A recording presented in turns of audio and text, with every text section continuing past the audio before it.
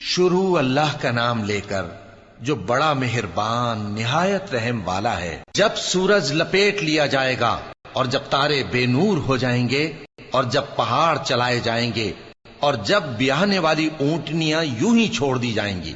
اور جب وحشی جانور جمع کیے جائیں گے اور جب سمندر آگ ہو جائیں گے اور جب روحیں جسموں سے ملا دی جائیں گی اور جب اس بچی سے جو زندہ دفنا دی گئی ہو پوچھا جائے گا کہ وہ کس گناہ کے سبب قتل کر دی گئی، اور جب اعمال کے دفتر کھولے جائیں گے اور جب آسمان کی کھال کھینچ لی جائے گی اور جب دوزخ کی آگ بھڑکائی جائے گی اور جب بہشت قریب لائی جائے گی، تب ہر شخص معلوم کر لے گا کہ وہ کیا لے کر آیا ہے۔ پس میں ان ستاروں کی قسم کھاتا ہوں جو پیچھے ہٹ جاتی ہیں اور جو سیر کرتے اور غائب ہو جاتی ہیں، اور رات کی قسم جب وہ پھیلنے لگتی ہے،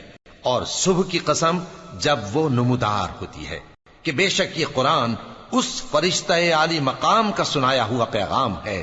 جو صاحب قوت ہے، مالک عرش کے ہاں اونچے درجے والا ہے، سردار ہے، ساتھ ہی امانت دار ہے۔